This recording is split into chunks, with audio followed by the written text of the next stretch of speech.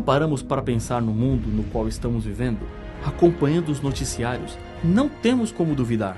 O mundo realmente caminha para a destruição completa. Mas a grande pergunta é: como isso acontecerá? A Bíblia nos dá algumas importantes certezas. Deus está conduzindo todas as coisas. Nada fugiu do seu controle. Estamos vivendo nos últimos dias, nos momentos finais da história deste mundo.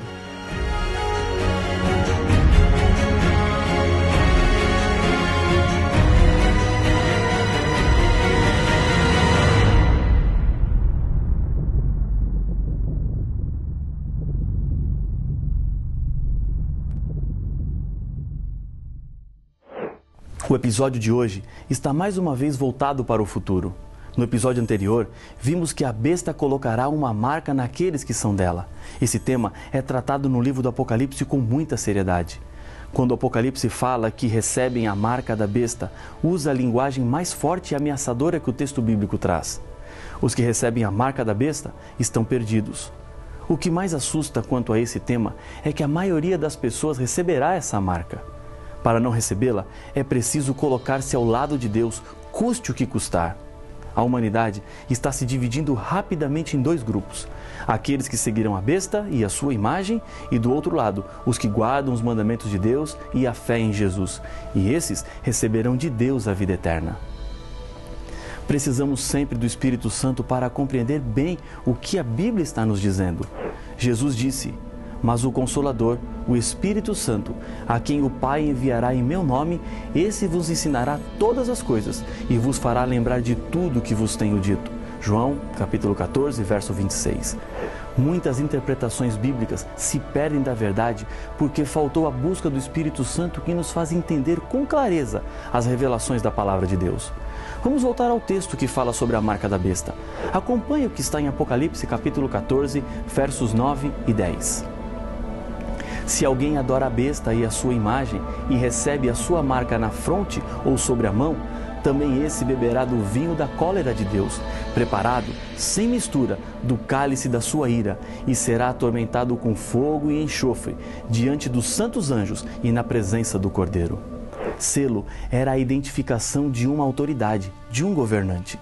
O selo traz consigo o nome, o cargo que ocupa e o território do seu domínio. No selo de Deus está a sua vontade em salvar os seres humanos. O selo de Deus está espalhado por toda a Bíblia. Em vários textos encontramos qual é o sinal de Deus. Uma dessas referências está em Ezequiel, capítulo 20, verso 20. "Santificai os meus sábados, pois servirão de sinal entre mim e vós, para que saibais que eu sou o Senhor vosso Deus." Talvez alguém possa dizer assim: esse verso estava se referindo apenas ao povo de Israel. Nós que estamos na era da graça, vivemos em outro tempo. Se você analisar o texto sem preconceitos, descobrirá que em toda a história humana, Deus sempre teve o seu povo. O que identifica o povo de Deus é um sinal entre ele e o seu povo. E a Bíblia diz que este sinal é o sábado. Deus não está se referindo a Israel apenas no texto de Ezequiel, mas está falando a toda a humanidade.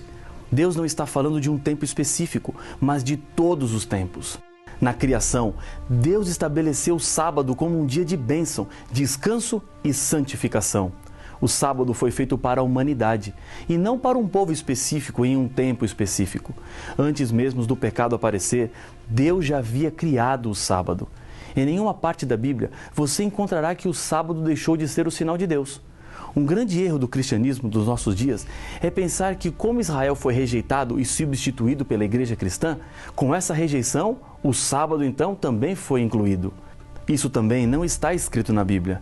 Deus formou a igreja cristã a partir de Israel. Jesus era judeu. A característica que distinguia os judeus dos cristãos era a aceitação de Jesus como Salvador.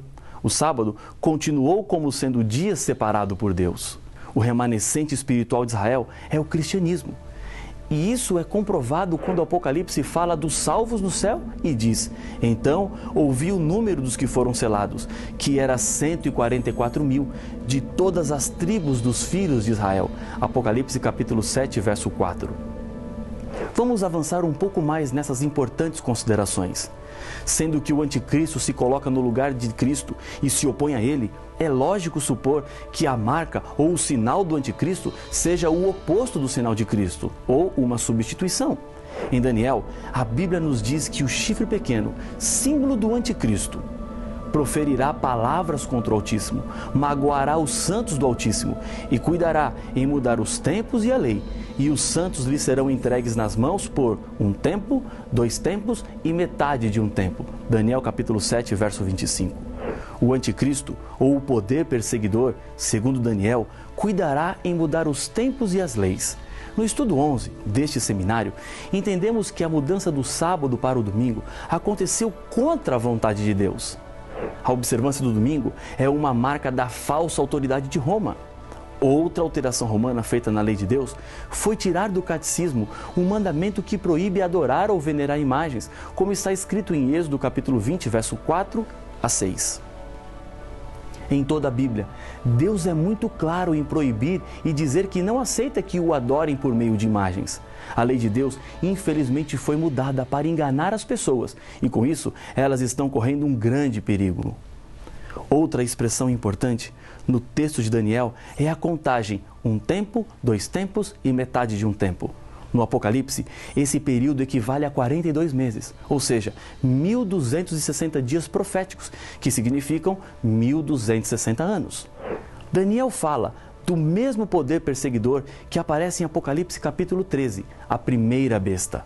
Essa primeira besta é um poder político, religioso, que profere blasfêmias contra Deus. Depois de 1.260 anos de supremacia, é golpeada como de morte. Nessa época, aparece uma outra besta. Apocalipse 13:11 nos revela: Vi ainda outra besta emergir da terra. Possuía 2 chifres, parecendo cordeiro, mas falava como dragão.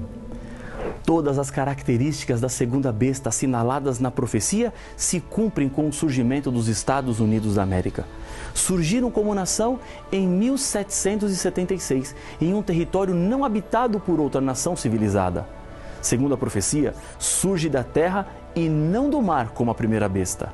Mar, segundo Apocalipse capítulo 17, verso 15, significa lugar povoado, e terra significa um lugar não povoado.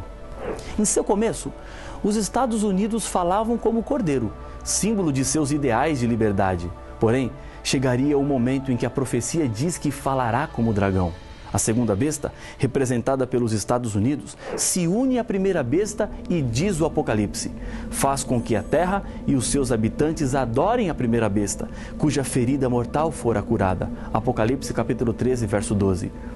E lhe foi dado comunicar fôlego à imagem da besta, para que não só a imagem falasse, como ainda fizesse morrer quantos não adorassem a imagem da besta. Apocalipse capítulo 13, verso 15. A profecia bíblica está nos falando de uma união entre 2 bestas, somando forças políticas e religiosas. Isto é uma profecia, e lembre-se que quando a Bíblia fala do futuro, ela nunca erra. As relações entre os Estados Unidos e o Vaticano estão se tornando cada vez mais estreitas. A aproximação iniciada no começo da Primeira Guerra Mundial, quando o presidente Roosevelt enviou a Roma um representante pessoal e o Papa um delegado apostólico para os Estados Unidos. Aumentou quando, em 1961, aconteceu a posse do primeiro presidente americano católico, John Kennedy, e depois, em 1984, quando o presidente Reagan nomeou o primeiro embaixador norte-americano junto ao Vaticano. Nos últimos anos, no governo do presidente Barack Obama, Hillary Clinton, secretária de Estado, mais uma vez traçou planos de aproximação entre Estados Unidos e Vaticano. Segundo a profecia bíblica, será através da segunda besta que a adoração será imposta à primeira besta. Ou seja, os Estados Unidos tomarão a iniciativa de obrigar as pessoas a adorarem a imagem da besta, deixando de lado as suas atuais ideias de liberdade religiosa. A Bíblia diz o que a segunda besta ainda faria: seduz os que habitam sobre a terra, por causa dos sinais que lhe foi dado executar diante da besta, dizendo aos que habitam sobre a terra que façam uma imagem à besta. Apocalipse capítulo 13, verso 15. Durante os 42 meses, a primeira besta fazia com que fosse adorada e obedecida através de um sistema de leis repreensivo, através do qual os que não aceitavam a adoração forçada eram perseguidos e mortos. O texto nos diz que será feita uma imagem, ou seja, uma cópia do sistema de leis do passado, para conseguir os mesmos resultados alcançados durante a época da Inquisição. A imagem da primeira besta se formará quando mais uma vez Estado e Igreja apostatada se unirem para imporem um dia oficial de culto que não o sábado bíblico. Essa marca será colocada segundo Apocalipse 13. Faz-lhe que seja dada certa marca sobre a mão direita ou sobre a fronte. Apocalipse 13, verso 16. A fronte representa a mente, com a qual a Bíblia espera que sirvamos a Deus. A mão já é o símbolo do trabalho. Os que aceitam o domingo pela escolha recebem o sinal na fronte. Aqueles que aceitam o domingo para não sofrerem perseguições ou por conveniência, para não serem mortos, receberão o sinal na sua mão. A marca será imposta quando se decretar uma lei proibindo comprar ou vender àqueles que não tiverem essa marca, que podemos chamar de decreto dominical. É algo profético. Está escrito com clareza na Bíblia e não é nenhuma imaginação doentia ou fanatismo.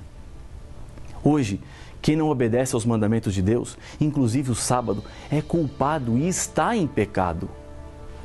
Os que aceitam a substituição do sábado pelo domingo estão em rebelião contra Deus e eles terão a marca da besta. Uma história nos diz que uma mulher se misturou às tropas durante a Guerra Civil Americana. A única arma que ela levava nas mãos, se é que isso pode ser chamado de arma, era um atiçador de ferro para mexer nas brasas. Quando terminou a batalha decisiva de Gettysburg, os militares lhe perguntaram: "O que você pensou que poderia fazer com esse atiçador contra os soldados do Sul?" A resposta da mulher foi simples: "Nada. Eu só queria mostrar para eles de que lado eu estava."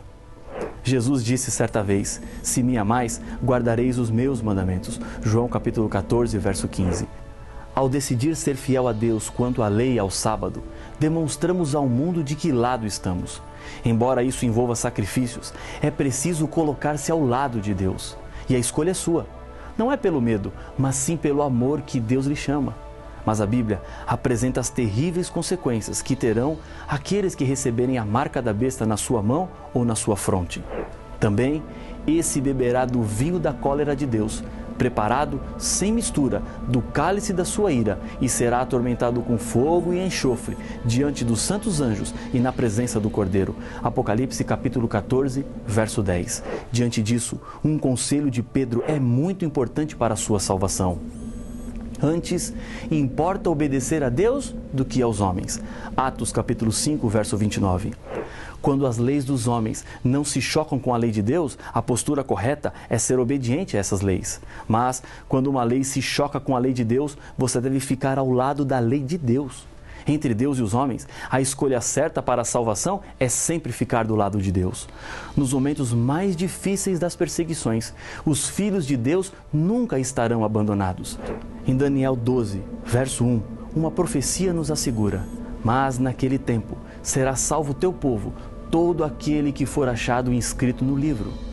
Jesus mesmo se levantará em favor do seu povo e o libertará.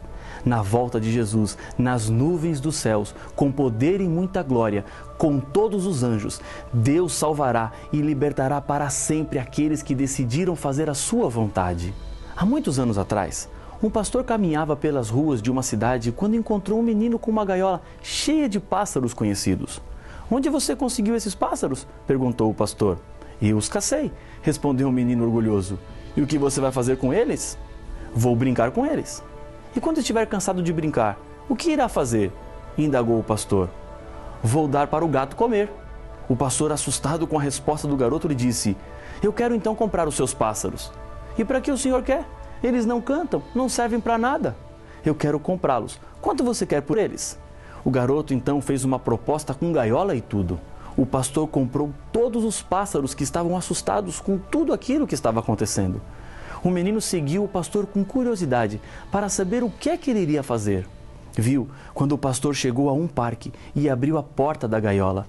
Nenhum pássaro se movia. Não notavam que estavam livres. Ele começou a mexer a gaiola e, um a um, os pássaros batiam as asas e voavam de novo rumo à liberdade. O menino, anos depois, escrevendo sobre o que aconteceu, dizia: quando os pássaros começaram a voar, estavam dizendo: estamos livres da morte. Cristo nos liberta sempre. Na cruz do Calvário, pagou completamente o preço do nosso resgate, com o qual nos liberta da culpa dos nossos pecados, e quando derramar a última tormenta do conflito dos séculos, virá para nos buscar e dar a completa liberdade do mal para os seus filhos. Satanás será completamente destruído. Jesus prometeu: não se turbe o vosso coração. Credes em Deus? Crede também em mim. Na casa de meu pai há muitas moradas. Se assim não fora, eu vou-lo teria dito, pois vou preparar-vos lugar. E quando eu for e vos preparar lugar, voltarei e vos receberei para mim mesmo, para que onde eu estou, estejais vós também. João, capítulo 14, versos 1, 2 e 3. Deus deseja que todos nós nos salvemos. Satanás quer desesperadamente que nos percamos. A nossa decisão é expressada através da obediência. A Bíblia diz que somos escravos daquele a quem obedecemos. Hoje, você pode escolher a quem obedecer. Qual é o caminho que você vai seguir? Que tipo de sinal ou marca você quer receber?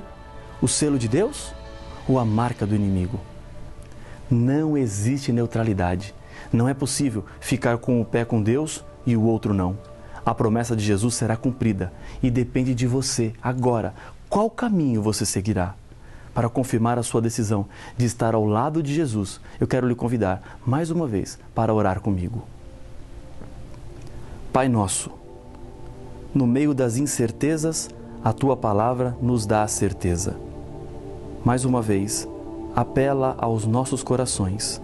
Chama-nos a uma decisão sincera de andarmos ao Teu lado e nos prepararmos para a salvação, é o que eu lhe peço no nome de Jesus. Amém.